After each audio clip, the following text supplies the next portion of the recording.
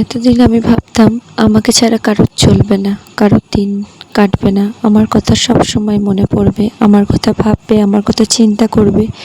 কিন্তু যত দিন যাচ্ছে আমি নিজেকে নিজে উপলব্ধি করতে পারছি, সবার পরিস্থিতি বুঝতে পারছি, নিজের অবস্থাটা বুঝতে পারছি যে আমি কারোর কাছে জাস্ট গুড ফর নাথিং, কিছুই নয়।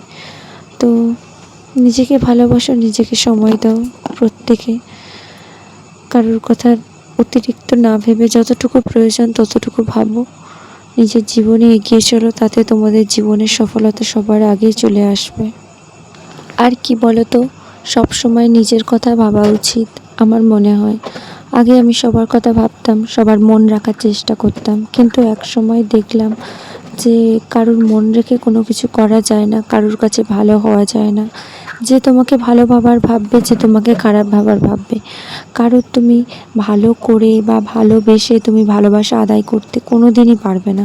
আমিও অনেক আমার কাছের মানুষকে দেখেছি, অনেক ভালোবাসার চেষ্টা করেছি, ভালোবেসে দেখেছি, যেটা বলে সেটা করে দেখেছি। মানে উঠতে পড়লে উঠেছি, বসতে বসলে বসেছি, এমনও দিন গেছে আমার, কিন্তু তবু আমি কারোর কাছে ভালো হতে পারিনি। আমার মনে হয় এখন আমি আমার নিজের কথা ভেবে বেশি ভালো কাজ করছি। নিজের কথা মানে আমার স্বামী সন্তান, আমি নিজের কথা বা আমার বাবা মার কথা আমি ভেবেই এখন নিজের কথা নিজে ভেবে যে আমি কি করছি না করছি কার কি যায় আসছে আমার দেখার দরকার নেই। আমি নিজে কতটুকু ভালো থাকতে পারছি, নিজেকে কতটুকু ভালো রাখতে পারছি, ততটুকু ভেবেই আমি চলে দেখতে পাচ্ছি আমি ভালো আছি। তো আমিও বলবো তোমাদেরকে যে তোমরা নিজেদের কথা আগে ভাবো, দেখবে তুমি ভালো থাকলে তুমি সবাইকে ভালো রাখতে পারবে, ভালোবাসতে পারবে।